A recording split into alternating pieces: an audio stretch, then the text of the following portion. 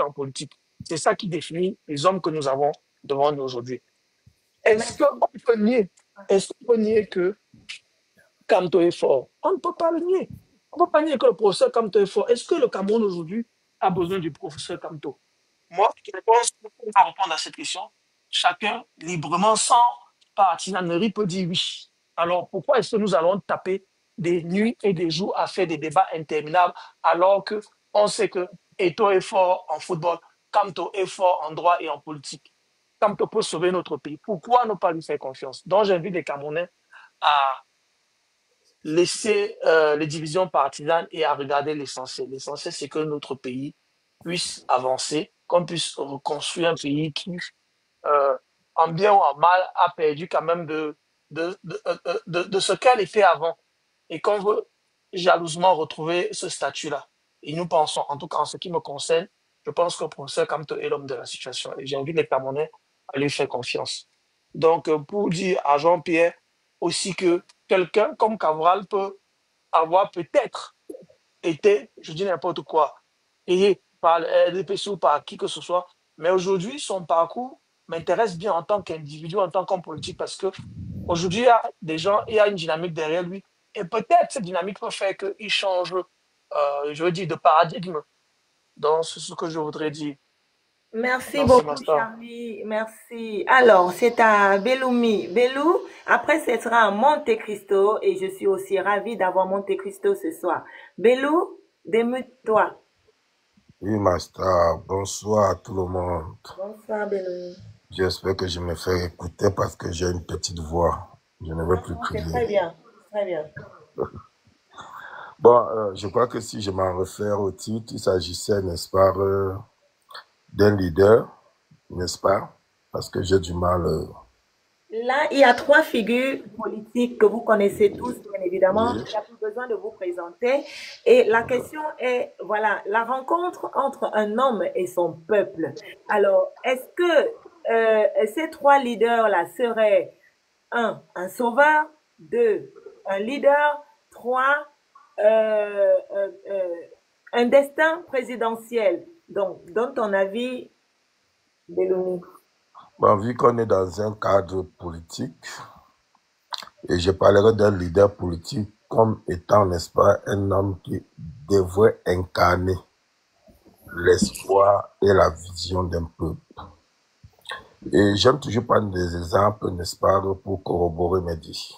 Je prenais par exemple le cas de Nelson Mandela, qui a été une figure emblématique dans la lutte contre l'apartheid en Afrique du Sud. Son leadership a été marqué par l'honnêteté et la transparence, respectant les principes de justice et d'équité. C'est quelqu'un qui avait su analyser les enjeux politiques et sociaux, prenant des décisions responsables qui ont conduit, n'est-ce pas, à la réconciliation nationale dans son pays. On peut dire que son destin, parce que j'ai souvent du mal à vouloir parler de lui au passé, parce que c'est quelqu'un qui a marqué son époque, et je crois qu'il a matérialisé ce qu'il avait en esprit par des actes qu'il a posés. Donc, moi, je dirais que son destin est lié, parce que je parle toujours du présent, à celui de son peuple. Et on pourra dire, n'est-ce pas, autant de Thomas Sankara du Burkina Faso, de Jerry Wallis au Ghana, comme disait Jean-Pierre tout à l'heure, à travers, n'est-ce pas, les lois, n'est-ce pas, qu'il a votées pour permettre à son pays d'être ce qu'il est aujourd'hui, parce qu'Obama, je ne sais pas dans quel pays il revenait, je pense que c'était au Kenya, où il disait qu'on n'avait pas besoin des hommes forts, mais on avait besoin des institutions fortes. Et quelqu'un l'a dit tout à l'heure sur ce panel en disant que le président Kamto, n'est-ce pas, incarnait effectivement le personnage d'une nation qui avait besoin des institutions fortes, n'est-ce pas, en avait besoin. Et je vais clore ce chapitre en ajoutant par exemple, n'est-ce pas, des leaders de l'AES à qui je tire aussi un coup de chapeau. Donc nous devons garder en esprit qu'un leader politique nécessite une compréhension profonde des besoins et des aspirations du peuple. c'est quelqu'un qui devrait, n'est-ce pas, être capable de prendre des décisions difficiles, de communiquer efficacement et de promouvoir l'unité et la solidarité. Et si l'homme me posait la question de savoir si le président Biya pouvait s'inscrire dans un tel registre, je dirais non, parce que après 43 ans, il est vraiment passé à côté de la plaque. Sa médiocrité, donc pour ne pas, n'est-ce pas, offenser certains panélistes comme Vorada qui est sur le panel, je vais essayer de trouver un synonyme à la médiocrité. Je crois que je prendrai le mot faiblesse. A eu un impact très négatif dans notre pays. Aucune vision claire pour l'avenir, ce qui a entraîné une stagnation ou le déclin de ce beau pays jadis prospère. Le manque de communication efficace, chante du favoritisme et du népotisme. Bref, le contraire de tout ce qui a été dit lorsque je parlais du président Mandela, de Thomas Sankara et autres. Les conséquences de tels actes, venant, n'est-ce pas, surtout de la part d'un leader, puisque c'est de lui, puisque c'est du leader qu'on en parle, sont généralement catastrophiques dans une société qui se veut grand. Parlant alors des actes, on peut voir par exemple des tensions et des conflits que nous vivons, le départ, n'est-ce pas, des talents et des compétences qui quittent le pays, et une économie en lambeaux dans une société où l'espoir n'est plus permis. À mon frère Charlie, je voudrais revenir sur un de ses propos lorsqu'il disait comme quoi le président Biya pouvait être un guide après avoir pris peut-être sa retraite ou bien se retirer. Je dirais non, que le président Biya ne saurait être un guide, même dans un autre monde. Parce que pour moi, un guide est une personne qui peut fournir des informations, des conseils et des orientations pour aider quelqu'un à naviguer dans un domaine.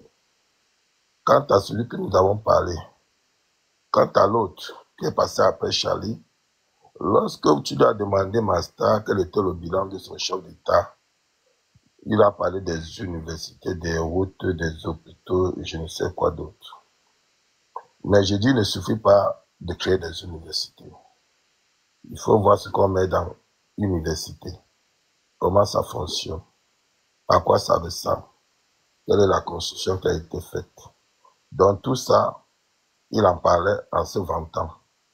Mais j'aurais voulu qu'il soit là, au moins pour qu'on essaie un peu de parler de l'autoroute Douala-Yaoundé, qui, n'est-ce pas, a débuté, si j'ai bonne mémoire, en 2014.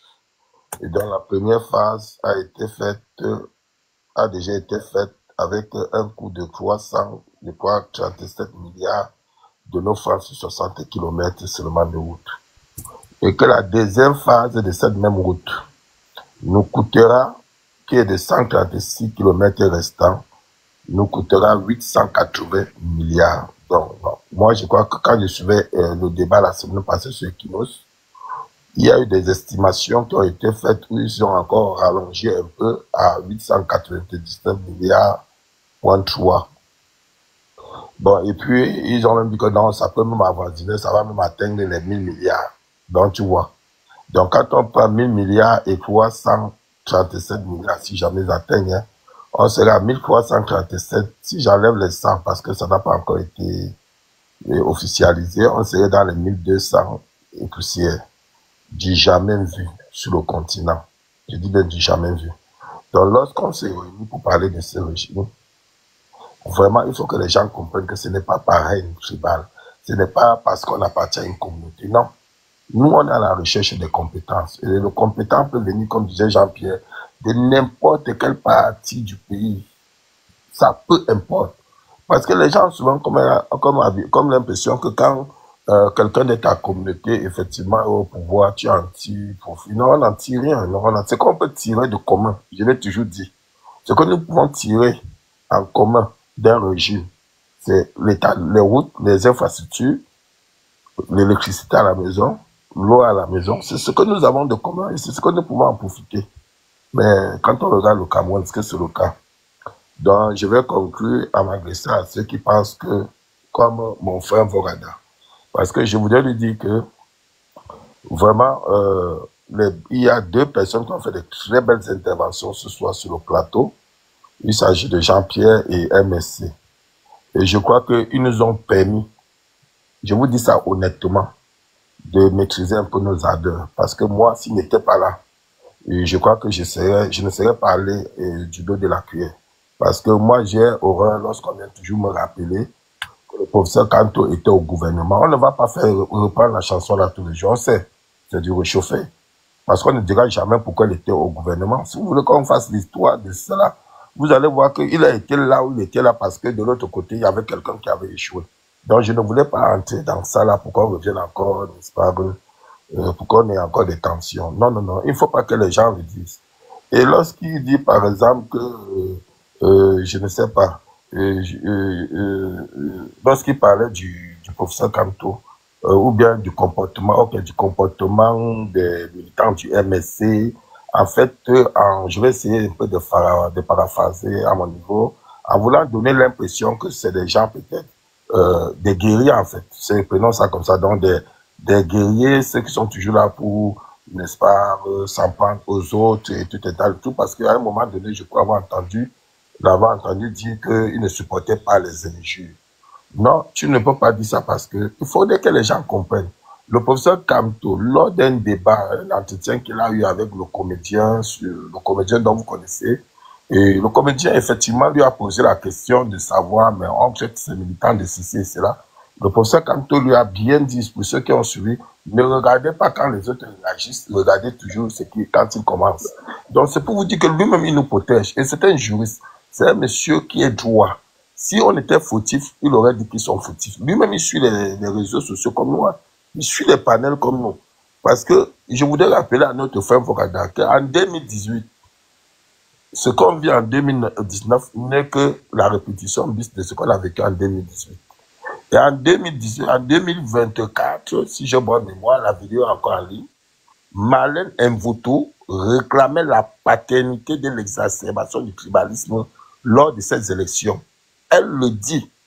Donc, ce qui fait que, en ce moment-là, vous devez déjà comprendre que si nous réagissons par rapport à ce que les autres nous lancent. Mais ce n'est pas là le problème, puisque les autres nous ont amené à comprendre qu'on devrait être gentil, voire doux même avec vous.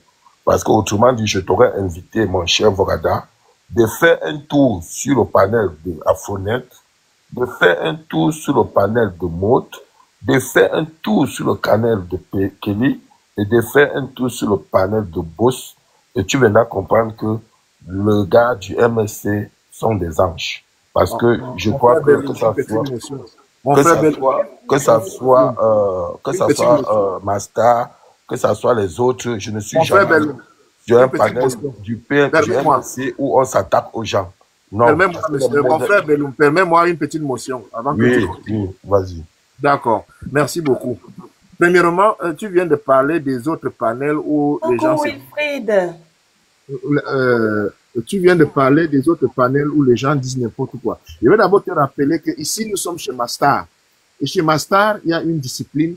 Je pense que quand on vient chez Mastar, même si on a fait le tour des autres panels, c'est quand on veut un peu se dire, OK, je veux devenir un peu sérieux, et tu décides de venir t'arrêter chez Mastar. Alors, il y a un proverbe, Betty, qui dit, on ne sépare pas une bagarre en criant aux blessures. Pour le moment, nous sommes en train de vouloir réunifier. Au Vatican, quand le pape meurt, ils sortent souvent avec une parole Habemus Papa. Ça veut dire que nous avions un évêque pape. Parce qu'ils sont allés en voilà. Parce qu'ils sont allés en conclave et on ne sait pas. On nous dit souvent que là-bas dedans, c'est souvent dur quand ils discutent pour nommer un parmi eux. Mais à la fin, ils viennent nous dire Habemus Papa. C'est pourquoi moi, je vous demande, et je le dis du fond de mon cœur, moi, je pense que le professeur Maurice Kamto, avec les autres, quoi qu'on peut m'accuser, quoi qu'on peut dire, moi, mon souhait, c'est que ils partent en conclave avec les autres et qu'ils sortent là-bas nous dire, même s'il reste 5 mois là-bas entre eux, et qu'un jour, ils sortent nous disent, Abemous, président du Cameroun. C'est-à-dire qu'il nous présente un président du Cameroun. Donc, c'est ça. Qu'est-ce que tu penses de ça, de monsieur, mon frère Belloum, par rapport au fait que il faut que ces gens, au lieu qu'on s'accuse, il faut d'abord qu'on sépare la bagarre qui est entre nous actuellement. Après, on va soigner les blessures. Au lieu de crier, oh, blessure, alors qu'en même temps, on veut séparer la bagarre. Alors, qu'est-ce que tu penses du fait minute, que... Hein, Belloumi, une minute pour répondre, Belloum, on doit circuler. Il y a du monde qui attend en bas pour poser les questions à Jean. Ce que je voudrais dire, non, Master, ne te dérange pas, je n'ai même pas plus de 1 minute et demie, même voire 1 minute. Ce que je voulais dire à mon frère Mvorada, le professeur Kamto a sorti ses 10 commandements, les 10. Donc, celui qui se reconnaît en lui doit respecter les 10 commandements qu'il a donnés. Donc, si tu vois quelqu'un poser un acte qui n'est pas en phase avec ce qui a été écrit dans les 10 commandements, il n'en est pas le responsable. Il ne se reconnaîtra pas, il ne fait pas partie du MSC. C'est comme si tu demandais à Lionel Messi d'aller s'occuper de la bagarre de 2 spectateurs dans les tribunes. Ça ne marche pas comme ça. Donc, regarde l'homme, regarde son comportement, regarde son programme politique et juge l'homme politique par ce qu'il t'apporte comme idée, comme vision de société. Bon, maintenant, je vais chuter en disant tout simplement que en ce qui concernait la dernière question où tu demandais pourquoi est-ce que le professeur Kamto ne va pas se mettre avec les autres, je veux juste te faire comprendre que il y a un de nos frères, si tu avais suivi le panel de Kinos hier, parce que c'est très important de donner toujours des références.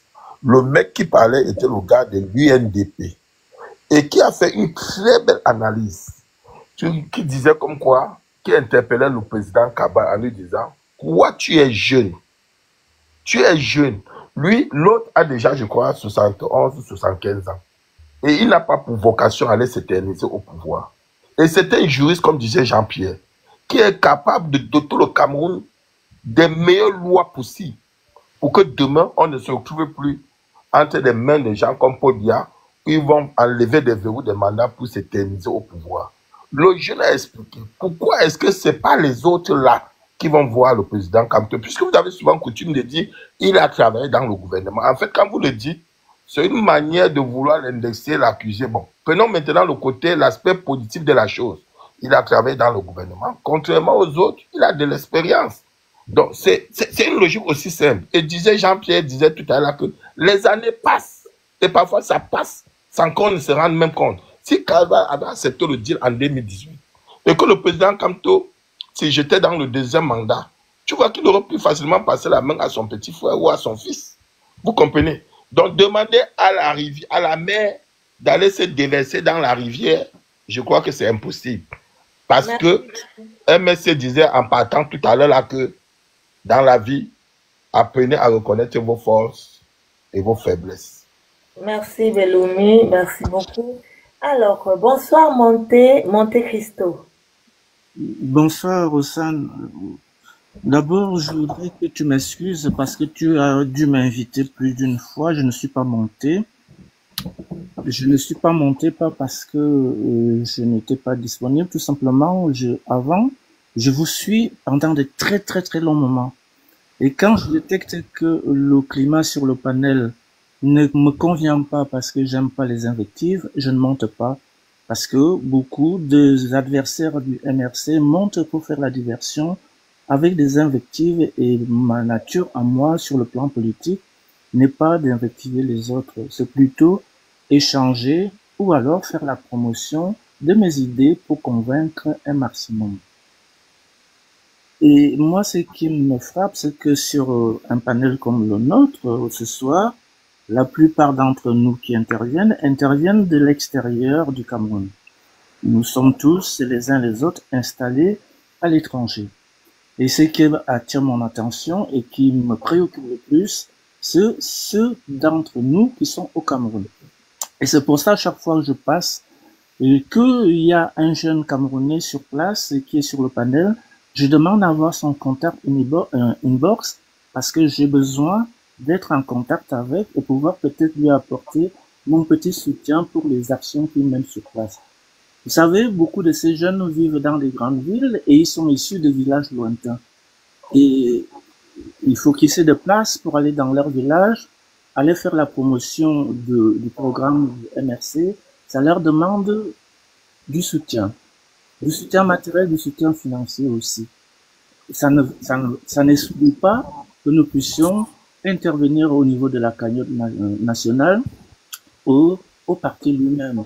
Mais les petits soutiens que nous pouvons apporter à nos enfants, à nos neveux, nos cousins qui sont sur le terrain, qui se battent, me paraît aussi important parce que c'est eux, par toutes les actions qu'ils peuvent poser, les tracts, les t-shirts, aller expliquer, aller faire la promotion du programme, des 10 fondements du programme du MRC, cela me paraît important parce que moi qui suis à Paris, beaucoup d'entre nous ont une autre nationalité que camerounaise et beaucoup ne pourront pas voter. Donc, cela est déjà un frein. Et ce qui m'intéresse donc, c'est vraiment lancer un appel solennel pour que nous puissions les uns et les autres soutenir ceux d'entre nous, nos petits-enfants, nos enfants qui sont là-bas et qui font des actes militants sur le terrain. Et j'en suis conscient parce que j'ai déjà pris contact avec certains, j'ai apporté mon soutien à certains et ils me rendent compte semaine par semaine sur ce qu'ils font avec le petit soutien que je peux leur adresser. Alors, moi, je voudrais pas répondre aux politiciens, je vais simplement dire quel leader politique est le plus vilipendé au Cameroun que Maurice Kamto? Quel parti politique est le plus attaqué, vilipendé au Cameroun que le MRC? Et pas simplement par le RDPC. C'est par ceux qui se disent aussi opposants. En fait, je ne veux pas être péremptoire en traitant des soi-disant, des autres opposants. C'est pour ça que je constate qu'il y a des opposants qui sont des opposants dans l'opposition. Alors, quelqu'un me parle du conclave, Abemus Papa. Ben, vous ferez quoi? Vous enfermerez qui? Les dirigeants, les cadres du parti, en leur disant on vous enferme dans un enclos, au bout de tant de mois, si vous ne sortez pas un seul d'entre vous qui sera candidat. Mais, franchement, les élections au Cameroun, c'est à un tour, hein. Ce n'est pas 2 tours pour faire des alliances entre les 2 tours. C'est un tour. Et moi, je prêche dans ma paroisse du MRC. Vous n'entendrez plus du mot, vous ne m'avez jamais entendu parler du mot racisme ou tribalisme sortir de ma bouche. Moi qui vous parle, je me présente, je suis Eneton d'un village dans l'arrondissement de Vaudoula. Je suis né à Tchan. J'ai grandi entre Nkonsame et Bafoussam et j'ai terminé au lycée technique à Douala avant de quitter la France. Je parle couramment Bafoussam, je parle couramment Douala, je parle couramment Bassa. Alors, vous allez me dire quoi? Si j'étais né dans un train, dans un avion, moi je ne voudrais vraiment plus que sur nos plateaux, nous parlons de cette histoire de tribalisme. C'est une perte de temps. Passons notre temps à faire la promotion de notre programme, à conscientiser les Camerounais en leur faisant comprendre que 2025 est crucial. Vous savez une chose, et vous pouvez le penser à haute voix. Si Maurice Kamto arrive au pouvoir, Maurice Kamto n'est pas adepte de la chasse aux sorcières. Vous vous imaginez quelqu'un comme Maurice Kamto, responsable qu'il soit, vous pensez qu'il va vouloir remplacer tous les administrateurs, tous les hauts fonctionnaires, pour mettre que les militants du MRC? Mais ce n'est pas possible. Voilà ce que je voulais vous dire. Donc, même beaucoup des militants du RDPC attendent le départ de Paul Biya. Ils ne le disent peut-être pas parce qu'ils ont peur de la violence, parce qu'au Cameroun, la violence existe. La preuve, combien d'entre nous du MRC sont encore emprisonnés de façon arbitraire, sans savoir ce qu'on leur reproche, tout simplement parce qu'ils ont voulu manifester. Alors, de grâce, Rossane, je souhaite, peut-être nos jeunes Camerounais qui sont sur place ont des problèmes de connexion et je les invite à venir davantage sur les plateaux, sur les panels. Peut-être qu'ils n'ont pas le temps parce qu'ils sont en action dans les quartiers, dans les villages, mais je les invite à venir sur les panels parce que c'est eux sur place qui font le boulot, c'est eux sur place qui vont aller voter. Beaucoup d'entre nous ne seront pas électeurs malheureusement.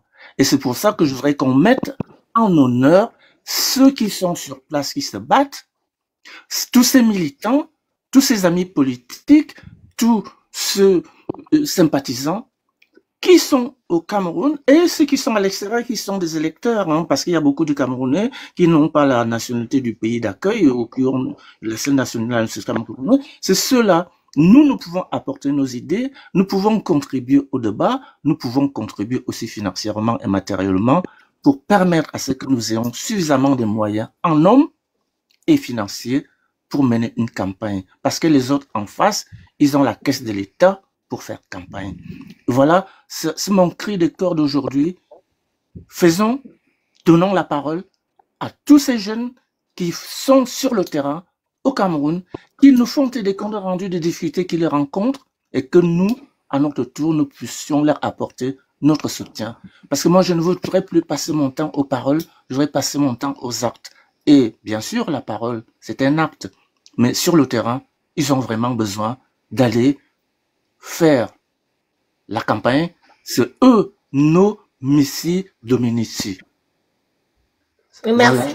beaucoup. Merci Monte Cristo. Tout d'abord, juste pour te dire, écoute, quand il y a les combats de coq sur ce panel, moi je suis une poule, vous voyez, il m'écrase. Donc tout simplement ça. Et voilà, c'est un peu le cas de le dire. Hein.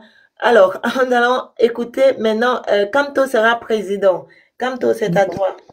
Merci, Master. Je croyais que tu allais me sauter parce que je m'apprêtais à demander la parole. C'est un honneur hein, de prendre la parole sur le même panel que Jean-Pierre Dupont. C'est un grand frère, comme je l'ai dit précédemment, que je suis beaucoup sur Facebook avec ses lives très instructifs, très enrichissants. Voilà, j'ai appris beaucoup derrière lui et je lui dis merci pour cet éveil de conscience sur le construit de la conscience collective des Camerounais dont nous n'avons pas eu la chance d'avoir à travers l'éducation à la maison, l'éducation à l'école et malheureusement l'éducation sur les médias parce que le parti au pouvoir qu'est le RDPC a passé 40 années à abrutir les Camerounais en leur faisant croire que la politique appartenait aux politiciens et l'école aux écoliers. Et ces personnes comme Jean-Pierre concourent vraiment à nous ressourcer, à trouver des repères.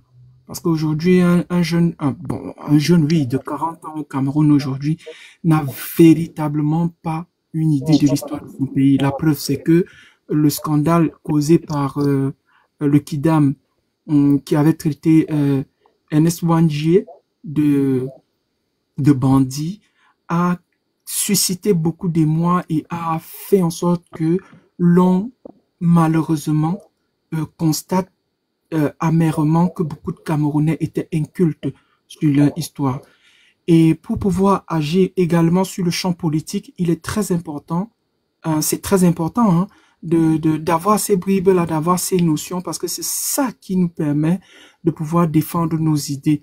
Et moi, je voudrais profiter de l'occasion pour préciser une chose, parce que j'ai été interpellé par Téné. Je ne suis pas sur TikTok pour chercher les vues. Je ne suis pas sur TikTok pour chercher des ennemis. Je suis sur TikTok, ça fait à peu près quoi, peut-être 2 mois déjà. J'ai tout au plus des connaissances proches que j'ai pu, comment je vais dire, créer, qui sont à peu près 3, 4 ou 5. Je n'ai pas envie de les citer pour ne pas les exposer. Mais ma base... Soutenez le panel, merci beaucoup. Mais ma base, la base de mes followers, de ceux qui me suivent, s'est construit autour des idées que je défends. J'ai mes convictions et mes convictions, c'est de voir un Cameroun nouveau, un Cameroun où mes enfants pourront aller soit du nord au sud, soit de l'est à l'est, sans jamais être discriminés, pouvoir travailler où ils veulent, sans jamais devoir justifier de leur origine tribale. C'est ce Cameroun de demain-là que nous voulons. Nous voulons un Cameroun prospère. Donc, je ne viens pas sur TikTok pour chercher à me faire voir. Je viens sur TikTok parce que je défends mes idées, je défends la justice. J'ai la conviction que c'est la seule chose qui permettra aux Camerounais d'être véritablement libres. La justice, s'il n'y a pas de justice, tout va en vrille. C'est vrai, nous étions sur le tableau de Obosso, tous les deux, et le thème justement portait sur le programme du MRC. Je vais pas revenir faire le résumé de ce qui a été dit là-bas. Mais nous avons échangé là-bas et je ne pense pas à un moment que j'étais attaqué ou que j'étais offensé. Je pense que s'il faut attaquer les gens, c'est sur le champ des idées. Tu as dit entre autres que les Camerounais s'entre-insultent. Permettez-moi le néologisme. En réalité, les Camerounais que nous avons aujourd'hui sont la conséquence de l'éducation nocive des panels de télé qui ont souvent donné la parole à des hommes politiques qui, au lieu de permettre que leurs interlocuteurs édifient les hommes, passent plutôt le temps à insulter. Ça a donné les Camerounais que nous sommes aujourd'hui, que ce soit dans le MRC, que ce soit dans le RDPC, que ce soit dans le PCRN, c'est pareil. Mais on se rend compte que sur le champ politique au Cameroun, il y a toujours une personne à qui on exige la rectitude, non seulement de sa personne, mais également de ses militants. Pourquoi, par exemple, on n'exige pas la même chose au président du PCRN? Moi, je vais vous prendre un exemple récemment sur un panel où il insinuait de façon insidieuse et indirecte que le professeur Kamto a eu à réunir autour de lui des jeunes du MRC pour le saboter. À votre avis, vous croyez que ceux qui partagent l'idéologie du professeur Kamto, quand ils entendent ça, ils ne vont pas insulter? Quand on a des militants du MRC qui sont incarcérés, pour certains, condamnés à 7 ans de prison pour leur opinion, quand on a des militants qui ont en leur possession juste l'urgence de la pensée de Maurice Kamto, on les incarcère. Vous croyez que qu'est-ce qu'ils auront pour réagir en retour? Ils vont forcément insulter. L'insulte n'est pas à ovationner ou à encenser. On est d'accord. Mais je pense que pour résoudre un problème, il faut venir à la racine. La racine de tous nos maux, c'est M. Biya et son système. Alors, aujourd'hui, ce que nous voulons un Cameroun meilleur. La seule offre politique et le seul parti constitué et qui est fort en ce moment capable de mener le Cameroun vers des espoirs meilleurs, c'est le MRC. C'est le MRC. Vous allez beau dire qu'on est en train de faire le culte de la personne. Moi, je vais vous parler d'une chose. Moi, j'étais à Paris, j'ai participé à ce qu'on appelle les AWS Summit 2025. C'est une, on va dire ça comment, c'est comme une grande foire que Amazon a organisée pour présenter les différentes technologies autour du cloud. Vous avez aujourd'hui, par exemple, l'intelligence artificielle. Avec l'intelligence artificielle, il y a beaucoup de choses qu'on peut faire. Je vais vous donner un exemple. Avec l'intelligence artificielle, un enseignant ne va plus perdre le temps, par exemple, à produire une épreuve de sa matière en 2-3 jours ou une semaine. Il a juste besoin de charger le fichier de son cours et l'intelligence artificielle lui génère en quelques minutes les différentes formes d'épreuves qu'il veut. Maurice Kamto vient récemment, lorsqu'il a rencontré la corporation des startups et des ingénieurs, en fait, des personnes des NTIC, il leur a fait comprendre que le Cameroun aujourd'hui ne peut pas rivaliser avec les autres pays occidentaux sur la base de l'agriculture, c'est-à-dire l'industrie agricole et bien d'autres domaines. Nous ne pouvons pas, nous avons perdu le temps. la seule façon pour nous de les rattraper, c'est de pouvoir inventer une solution, par exemple, informatique. Mais quelqu'un qui a compris le monde comme ça, pourquoi est-ce que vous ne voulez pas qu'on parle de lui? Mais qu'est-ce qui vous dérange? Qu'est-ce qui vous dérange de ce que, lorsqu'on veut parler des idées d'un individu qui veut le meilleur des Camerounais, ça sonne comme si on était en train de vouloir faire l'apologie de Kamto. Eh bien, les amis, nous sommes désolés, nous ferons l'apologie de Kamto. Nous ferons l'apologie de cet homme-là qui veut un Cameroun meilleur, qui veut une justice pour tous les Camerounais, qui veut des lendemains meilleurs pour tous les Camerounais. Merci, Master. Merci beaucoup. Kamto sera président. Alors, nous allons écouter, vu qu'il n'y a pas eu, jusqu'ici, pas de questions encore pour Jean-Pierre et il y a du monde en bas, nous allons écouter Solo. Solo, démute-toi. Merci, bonsoir, Master. Oui, vas-y. Bonsoir au panel, merci. Oui, c'est avec plaisir que je prends la parole sur votre panel ce soir. En effet, j'ai écouté l'intervention de mes frères sur le panel et j'étais en harmonie ou alors en phase avec